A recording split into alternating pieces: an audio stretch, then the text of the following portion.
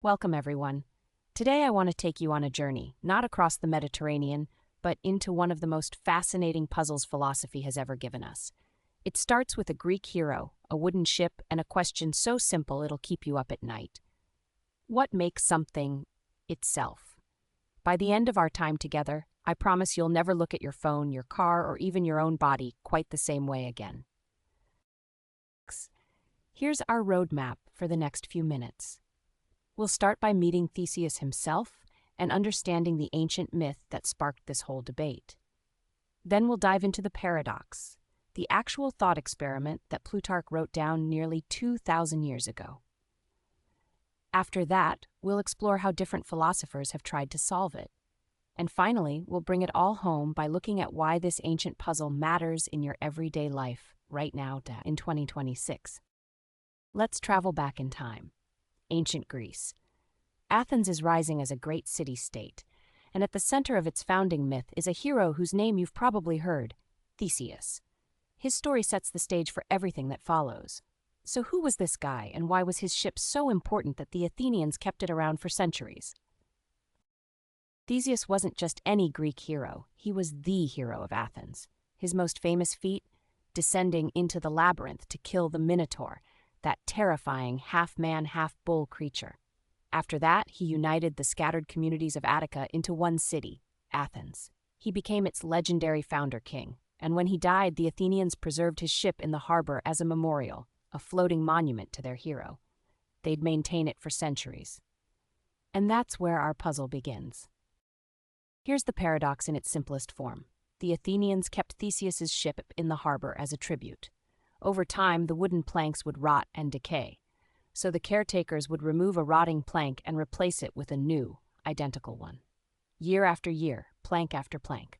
Eventually, and here's the kicker, every single original piece of wood had been replaced. Not one original plank remained. So here's the question that's been haunting philosophers for 2 millennia. Is it still the Ship of Theseus? The first person to write this down was Plutarch, a Greek philosopher and historian writing in the late 1st century CE.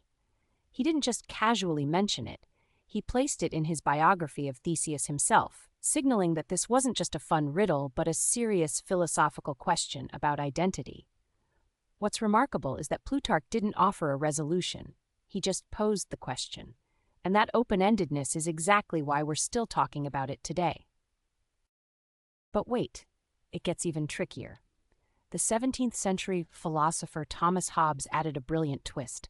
Imagine someone collected all the original discarded planks, every single one, and rebuilt them into a ship.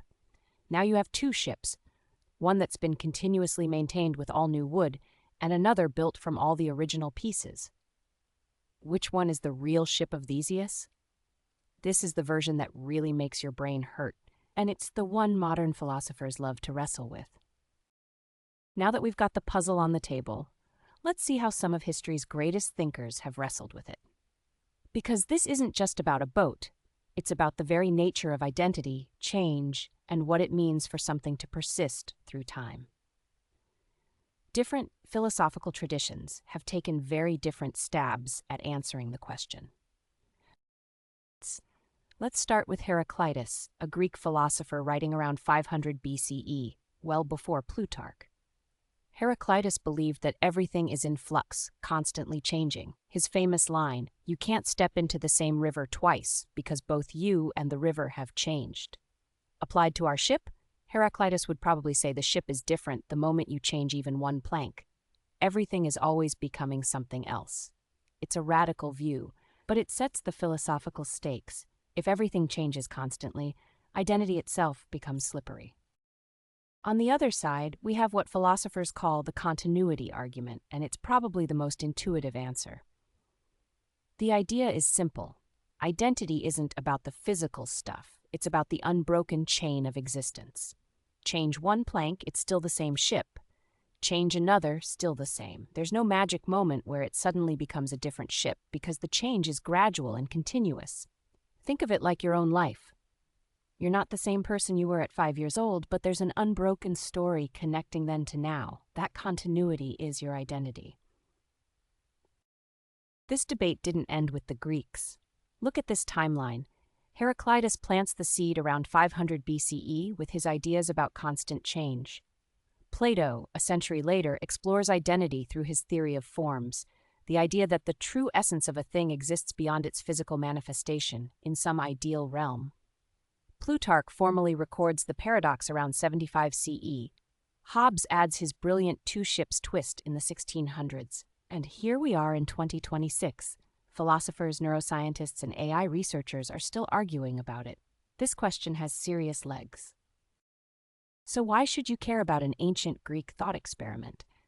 Because the Ship of Theseus isn't just a dusty philosophy puzzle, it's alive in your daily life.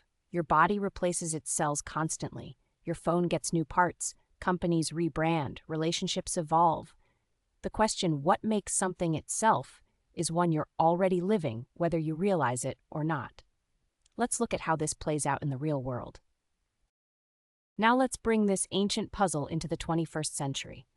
Think about your smartphone. You've probably had the screen replaced, maybe the battery, perhaps the whole casing. Every single component can be swapped out over time. And yet, when you pick it up, you still call it my phone. That's the Ship of Theseus, right there in your pocket. The question Plutarch asked 2,000 years ago is more alive than ever. Now here's where it gets personal, literally. Your body replaces nearly all its cells over a 7 to 10 year period. The atoms that made up you a decade ago, most of them are gone now. Your beliefs have evolved, your memories have been rewritten, your experiences have reshaped who you are. And yet, when you look in the mirror, there's a thread of continuity. You're still undeniably you. Philosophers call this the problem of personal identity, and it's the Ship of Theseus applied to human existence. So let's come back to where we started. After ancient myths and modern phones, after centuries of philosophical debate, after looking inward at ourselves, what's the answer? Honestly, there isn't a single one. And maybe that's exactly the point. The Ship of Theseus isn't a puzzle to be solved. It's a lens to see the world through. Every time you encounter change in your body, your relationships, your world, you get to ask, what endures? Thank you for sailing this journey with me.